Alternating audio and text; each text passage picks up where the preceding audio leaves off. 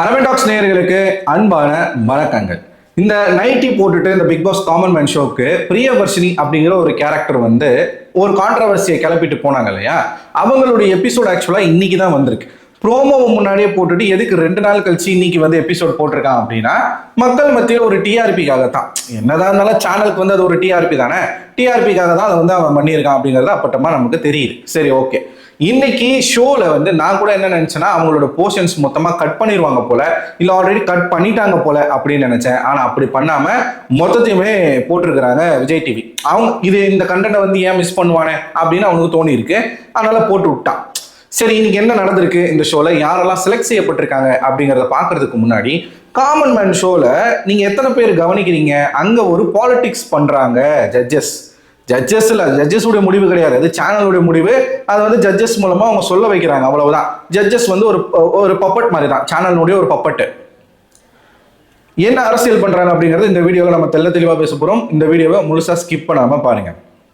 முதல்ல இவங்களுடைய கண்டஸ்டன்ஸ் சாய்ஸிங் எப்படி இருக்கு அப்படின்னு பார்த்தீங்கன்னா, கிராமத்துல இருந்து வந்தவங்க, ஒரு கிராமத்து ஸ்லாங் பேசுறவங்க, இந்த மாதிரியான ஆட்களை மட்டுமே இவங்க வந்து செலக்ட் பண்ணி எடுக்கிற மாதிரி எனக்கு தோணுது.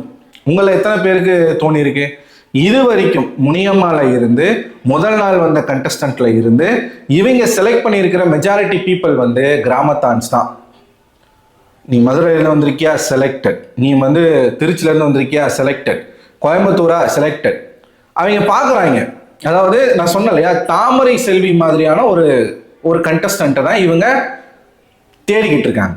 அந்த ஜானர்ல யாரெல்லாம் வராங்களோ அவங்க எல்லாருமே செலக்ட் பண்ணப்பட்டிருக்காங்க. இன்னைக்கு யாரெல்லாம் செலக்ட் பண்ணப்பட்டிருக்காங்க அப்படின்னா, முதல்ல வந்து நான் லிஸ்ட் எடுத்து வச்சிருக்கேன். முதல்ல வந்த கண்டஸ்டன்ட் இதுல பாத்தீங்கன்னா 2 பேரையுமே ரிஜெக்ட் பண்ணணும்னு நினைக்கிறவங்க வந்து மொத்தமா அனுப்பிச்சிடுறான்.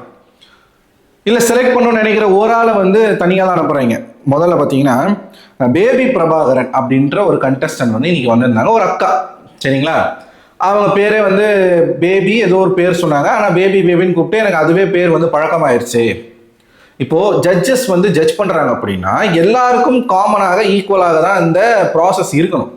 சில பேருக்கு டாஸ்க் வைக்கிறாங்க, சில பேருக்கு டாஸ்க் வைக்கல, சில பேரை பேச விடுறாங்க, சில பேரை பேச விடல. நோண்டி கேள்வி கேட்கறாங்க பல பேரை, ஆனா சில பேர்கிட்ட எந்த விதமான கேள்வியும் கேட்கறது இல்லை. அதுல இந்த பேபி பிரபாகரன் அப்படிங்கிற இந்த ஒரு லேடியும் ஒருத்தர். ஒண்ணுமே இல்லை, வராங்க, வந்த உடனே அவங்க கிட்ட பேசுறாங்க, அவங்கள புகழ ஆரம்பிச்சிட்டாங்க. உங்களோட ஸ்மைல் ரொம்ப நல்லா இருக்கு, நீங்க நல்லா பேசுறீங்க அப்படின்னு புகழ ஆரம்பிச்சிட்டாங்க. அவங்க வந்து கிராமத்துல இருந்து தான் வராங்க, எந்த கிராமம்னு தெரியல எனக்கு.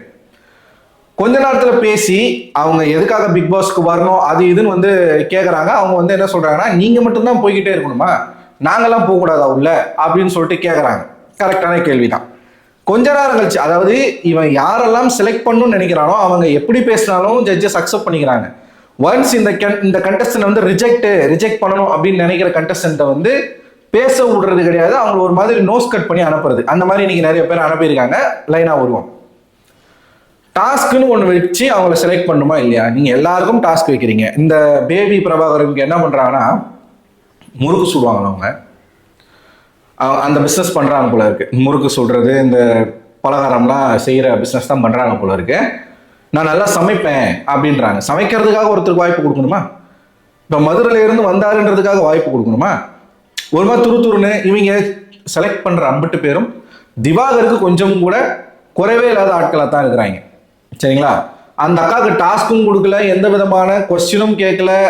மற்றவங்களுக்கு, அதாவது ரிஜெக்ட் செய்யப்பட்டவங்களுக்கு நடத்தப்பட்ட ஆடிஷன் மாதிரி அவங்களுக்கு நடக்கல. மாறா என்ன பண்றாங்க, செலக்ட் பண்ணிட்டு முறுக்கு சுட்டு தர சொல்றாங்க. இதெல்லாம் எனக்கு புரியவே இல்லை. என்ன பேசிஸ்ல நீங்க அதெல்லாம் பண்றீங்கன்னு எனக்கு தெரியல. சேனல் மாவு அவனே கொடுத்துட்டான், எல்லா எக்யூப்மெண்ட்டும் கொடுத்துட்டு செலக்ட் பண்ணிட்டு முறுக்கு சுட்டு கொடுத்துட்டு போகணுமா? அதை சாப்பிட்டு வர முறுக்கு சூப்பர் பிரமாதம்னு ஆரி சொல்றாப்புல. எனக்கு ஆரி மேலாம் நான் பெரிய மரியாதை வச்சிருக்கேன். ஏன்னா நீங்க கொடுத்த மாவு, நீங்க கொடுத்த எக்யூப்மெண்ட்டை வச்சு அவங்க புழிஞ்சு தான் விட்டாங்க, சுடுறாங்க. சரி, கருகாம எடுத்துட்டாங்க. அந்த பக்குவம் அவங்களுக்கு தெரியுது. சூப்பர், ஆஹா ஓஹோன்னு பாராட்ட தேவையே இல்லையே. இப்படி அன்பயாஸ்டா வந்து இந்த கண்டஸ்டன்ட் வந்து சூஸ் பண்றாங்க. அடுத்து வந்து நெக்ஸ்ட் தான் வராங்க நம்ம பிரியவர்ஷினி, கமலி.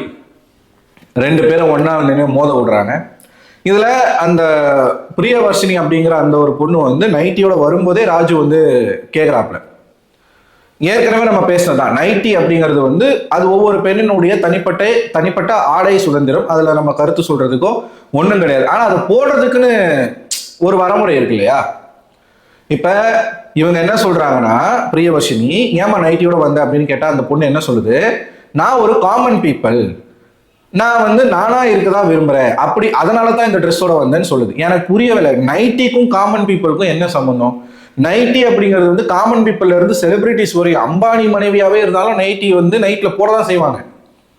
நைட்டி வந்து காமன் பீப்புளுக்காக உருவாக்கப்பட்ட உடைன்னு கிடையாது. அது ஒரு உடை, எவ்வளவுதான், அது யார் வேணாலும் போடலாம். இந்த பொண்ணு பேச தெரியாம பேசி மாட்டிக்கிச்சு. நான் வந்து ஒரு ஹவுஸ் ஒய்ஃப், நான் வந்து ஒரு காமன், நீ காமன் மேனே கிடையாது, அது வேற கதை. ஆனா இப்படி சொல்லி அங்க பேசுது. அங்க கேள்வி மேல கேள்வி கேட்கறாங்க. நீங்க வந்து சரி நீங்க நைட், அதுல வேற இந்த மாதிரி டீச்சராமா, அவால் வேற டீச்சரை, அதாவது டியூஷன் டீச்சர். காரணமே வந்து சரியா இல்லை. இந்த பொண்ணு சொல்லக்கூடிய காரணம், அம்மா வந்து இறந்துட்டாங்க, அப்பா வந்து இறந்துட்டாரு, 2 பேருமே நான் சண்டை போட்ட அன்னைக்கு தான் இறந்துட்டாங்க அப்படின்னு சொல்லுது. அந்த இடத்துல எனக்கு என்ன தோணுச்சுன்னா, அடி பாவி, சண்டை போட்டு பெத்த தாய் தந்தையே வந்து சாக விட்டுருக்க அப்படின்ற மாதிரி எனக்கு சீரியஸா அந்த இடத்துல தோணுச்சு. பல பேருக்கு அது தோணிருக்கும். அது எனக்கு பயங்கர ட்ராமாவா இருக்கு, அதுவா இருக்கு, அதுக்காக நான் வந்து பிக் பாஸ் வீட்டுக்குள்ள போகணும் அப்படின்னு நினைக்கிறேன் அப்படின்னு சொல்லுது. நீ நல்லா, நீ மென்டலி நீ ஸ்டேபிளா இருந்தா கூட நீ பிக் பாஸ் வீட்டுக்குள்ள போனீங்கன்னா ட்ராமாவா தான் வெளியில வருவ. அந்த வீடு உன்னை உடைச்சு சுக்குநூறாக்கி போட்டுரும். நீ வெளியிலேயே ட்ராமாவா இருக்கு அப்படின்னும் போது நீ உள்ள எப்படி உன்னை அனுப்புவாங்க? அந்த பொண்ணு பேசுறதுலேயே தெரியுது அந்த பொண்ணு நார்மலா இல்லை அப்படின்னு சொல்லிட்டு. அதுதான் மாயாவும் ஓவியாவும் ஆரியும் மாறி மாறி கேள்வி கேட்கறாங்க. பிரியவர்ஷினியை அவங்க ட்ரீட் பண்ண விதம் வந்து என்னை பொறுத்த வரைக்கும் தப்பு கிடையாது. அதுக்கு முன்னாடி அந்த பொண்ணு பேசிட்டு வேற வந்திருக்கு வெளியில. அந்த பக்கத்துல இருக்கிற அந்த கோ கண்டஸ்டன்ட் சொல்றாங்க, இப்பதான் கொஞ்சம் அந்த பொண்ணு போட்டு குத்துச்சு, ஏன்னா அதுக்கு வாய்ப்பு வரணும்ல, அதனால போட்டு குத்துச்சு. இப்பதான் கொஞ்ச நேரத்துக்கு முன்னாடி இந்த ட்ரெஸ் எனக்கு கம்ஃபர்டாவே இல்லை, நான் வந்து வேற ட்ரெஸ் வேணா மாத்திட்டு வந்துட்டுமான்னு கேட்டாங்க.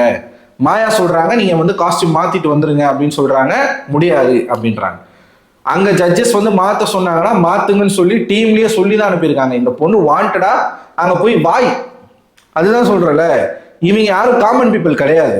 இவங்க எல்லாம் வந்து தன்னை வந்து ஒரு பெரிய ஒரு பிஸ்கோத்தா நினைச்சுக்கிட்டு இருக்கிறதுனால அங்க இருக்கக்கூடிய ஜட்ஜஸ்க்கும் மரியாதை கிடையாது, ஜட்ஜஸ்க்கும் அந்த காமன் பீப்புள் மேல மரியாதை கிடையாது. மாறி மாறி காரி துப்பிக்கிறாங்க, நீங்க நானும் போட்டி போடுறாங்க. அதுல வந்து ராஜு வர இந்த பொண்ணு என்ன பண்ணிச்சு, வந்து இந்த நைட்டியை தூக்கி இடுப்புல சொருவிட்டு காலெல்லாம் காட்டிட்டு நிற்கும் போது ராஜு வந்து சொல்றாப்புல, ஏமா ஜட்ஜஸ் முன்னாடி ஏமா அதை இறக்கி விடுமா அப்படின்றாங்க.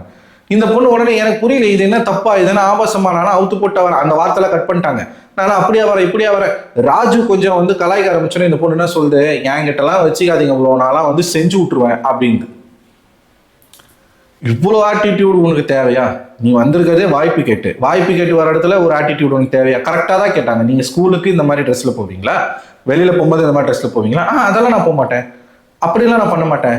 அப்போ பிக் பாஸ் நிகழ்ச்சிக்கு மட்டும் ஏன் நைட்டியோட வரணும்? அதுதான் கரெக்டான கேள்வி கேட்டாங்க. இந்த பொண்ணுக்கு பதில் இல்லை. உடனே வந்து ஓவியா உங்க மாயா என்ன சொல்லிட்டாங்க, உங்களுக்கு வந்து நல்ல கேர் தேவைப்படுது, நீங்க மென்டலி ஸ்டேபிளா இல்லை. அது உண்மைதான், ஆக்சுவலி அது உண்மைதான். அப்படிங்கிறத மூஞ்சிக்கு நேராக வந்து ஓப்பனாகவே சொல்லி நீங்கள் போயிட்டு நிறைய கேர் வாங்கிட்டு அதுக்கப்புறம் நெக்ஸ்ட் இயர் வாங்க அப்படின்னு அவங்க சொல்லிட்டாங்க. ஆரி என்ன சொல்லிட்டாப்புலன்னா, இடம் பொருள் ஏவல் இருக்கு, நீங்க இந்த உடைய வச்சு ஒரு கான்ட்ரவர்சி கிரியேட் பண்ணணுன்றதுக்காகத்தான் நீங்க வந்திருக்கீங்கன்னா ஆரி சொல்லிட்டார். இந்த பொண்ணு வந்து வெளில போயிட்டு எனக்கு வந்து மன்னிப்பு கேட்டே ஆகணும், மாயாவும் சரி ஆரியும் சரி. மாயா நீ ஜட்ஜா உட்கார்ந்ததுக்காக இப்படிலாம் பண்ணக்கூடாது, இப்படிலாம் காட்டுறாங்க மாயா. ராஜு அதாவது ஒரு இது வந்து ஒரு எப்படி மக்கள் கேள்வி கேட்பாங்கல்ல, ஹோஸ்ட் மாயாவை எப்படி நீங்க ஜட்ஜா உட்கார வைக்கலாம் அப்படிங்கிற கேள்வி கேட்கக்கூடாதுன்றதுக்காக இவங்க வந்து மூளையெல்லாம் கசக்கி பொழிஞ்சு ஒரு பிளான் பண்ணியிருக்காங்க. என்னன்னா, ராஜுவே அவருடைய வாயால கேட்கறாப்புல, நீங்க வந்து ஹோஸ்ட் பண்றீங்களே, எனக்கு கொஞ்ச நேரம் அங்க இருக்கணும் போல இருக்கு, இங்க உட்காரணும் போல இருக்கு, ஆனால் நீங்க வந்து நேற்று அந்த இடத்துல உட்காந்து நீங்க பேசுனதெல்லாம் பார்க்கும்போது நீங்க இங்க உட்காந்து பேசினா கரெக்டா இருக்கும் அப்படின்னு நான் நினைக்கிறேன் அப்படின்னு சொல்லி ஷஃபிள் பண்ணி உட்காடுறாங்க. இதை கூட புரிஞ்சுக்க தெரியாத முட்டாளாவா மக்கள் இருப்பாங்க ஒரு பக்கம் அது. ஸோ இந்த பொண்ணை நடத்தின விதம் வந்து என்னை பொறுத்த வரைக்கும் கரெக்டு தான். அந்த பொண்ணை எலிமினேட் பண்ணி அனுப்பி விட்டாங்க. அடுத்து ஹாஷான்னு ஒரு பொண்ணு கடைசியா வராங்க. இந்த ஆஷா அப்படிங்கிற இந்த ஒரு பொண்ணை செலக்ட் பண்ணதுக்கும் எனக்கு வந்து உடன்பாடு இல்லை. லெஸ்லின்னு ஒரு பையன் வந்தான், அந்த பையன்கிட்ட பெருசா எதுவும் இல்லை. இந்த ஆஷா அப்படிங்கிற இந்த ஒரு லேடி வந்து கொஞ்சம் ஒபீஸா இருக்காங்க, கொஞ்சம் ஃபேட்டா இருக்காங்க. அவங்க என்ன சொல்றாங்க, அங்க வந்துட்டு எல்லாரும் வந்து என்ன பாடி ஷேமிங் பண்ணியிருக்காங்க, இது வரைக்கும் பாடி ஷேமிங் பண்ணவங்க எல்லாம் அவங்க மூஞ்சில எல்லாம் நான் கரிய பூசணும், அதனால நான் பிக் பாஸ்குள்ள போகணும்னு சொல்றாங்க. இதை ஒரு பாயிண்டா வச்சு இந்த ஃபீமேலை வந்து செலக்ட் பண்றாங்க ஜட்ஜஸ்லாம். நான் என்ன கேட்குறேன், அவங்க ஒபீஸா இருக்காங்கன்றதுக்காக அவங்கள வந்து பாடி ஷேம் பண்றாங்கன்றதுக்காக இது பிக் பாஸ்குள்ள அனுப்புறதுக்கான ஒரு தகுதியா அப்படின்னு எனக்கு புரியலை. எனக்கு பக்கத்துல லெஸ்லின்ற ஒரு பையன், அவன் ஸ்லிம்மா ஃபிட்டா இருக்கான். அவன் ஸ்லிம்மா ஃபிட்டா இருக்கிறதும் அவனோட மிஸ்டேக் கிடையாது, இவங்க ஒபீஸா இருக்கிறது இவங்களோட மிஸ்டேக் கிடையாது. எனக்கு இந்த இடத்துல வந்து ஃபேராகவே தெரியல, இந்த செலெக்ஷன் வந்து ஃபேராகவே இல்லை அப்படிங்கிற மாதிரி தான் எனக்கு தோணுது. அப்புறமா ட்வின்ஸு, 2 ட்வின்ஸ் வராங்க, இன்னொரு பையன் வரான். அவங்க வந்து சரியான எப்படி ரொம்ப கோளாரா இருக்கான். அவன் ஒவ்வொரு கண்டஸ்டண்ட்டை எப்படி செலக்ட் பண்ணியிருக்காங்க பாருங்க. அவன் பேச்சும் சரியில்லை, அவன் நடையும் சரியில்லை. இந்த பக்கம் ட்வின்ஸ் 2 பேர் வந்திருக்காங்க. இந்த 2 பேர் ட்வின்ஸ், அவனுங்க கிட்டயும் சரக்கு இல்லை, இவங்கிட்டையும் சரக்கு இல்லை. இப்ப இவனுங்களை செலக்ட் பண்ணிட்டு இவனை ரிஜெக்ட் பண்ணா மக்கள் காலிட்டு போவாங்கன்னு சொல்லிட்டு 2 பேருமே ஹோல்டில் வைக்கிறாங்க. அதுக்கு ராஜு முக்கியமான ஒரு காரணம் என்ன சொல்றாரு, அவனுங்க சொன்ன அதே காரணம் தான். இது வரைக்கும் பிக் பாஸ் வீட்டுக்குள்ள ட்வின்ஸா 2 பேர் போய் விளையாண்டது இல்லை, அது வந்து நாங்கள் ஒரு புதுசா இருக்கும்னு நினைக்கிறோம், அதனால நாங்கள் பிக் பாஸ்குள்ள போகணும்னு. இப்ப அவன் ட்வின்ஸா பிறந்தது வந்து யாரோட தப்பு? ஒவ்வொருத்தரையும் இவங்க செலக்ட் பண்ணி அவங்களுக்கு வந்து அந்த வாய்ப்பு கொடுக்கறதுக்கு காரணம் இருக்குல்ல, அந்த காரணம் ரொம்ப முக்கியம் இருக்குது. ராஜு சொல்றாரு, இந்த ட்வின்ஸை வந்து வீட்டுக்குள்ள அனுப்பிச்சு அந்த ஒரு காம்போ எப்படி இருக்கும்னு சொல்லிட்டு பார்க்கணும்னு எனக்கு ஆசை அப்படின்றாப்புல. அந்த 3 பேருமே ஹோல்டு பண்ணி அனுப்பிச்சு விட்டாங்க. அதுக்கப்புறமா மதுரைக்காரன் ஒருத்தர் வந்து செலக்டர். அதுக்கப்புறமா நடிகர் மாறன் அவருடைய பொண்ணு, அந்த பொண்ணு வந்து வந்திருந்தது, அந்த பொண்ணோட இன்னொரு பொண்ணு வந்திருந்தது. அவங்களுமே 2 பேருமே வந்து ரிஜெக்ட் பண்ணி அனுப்பிச்சு விட்டாங்க. அந்த பொண்ணு போய் அப்பா சென்டிமெண்ட்டை ஃபுல்லா பேசி, எங்க அப்பா வந்து அதான் மாறன் யாருன்னு நம்ம எல்லாருக்கும் தெரியும், கில்லி படத்துல வந்து நடிச்சிருக்காரு.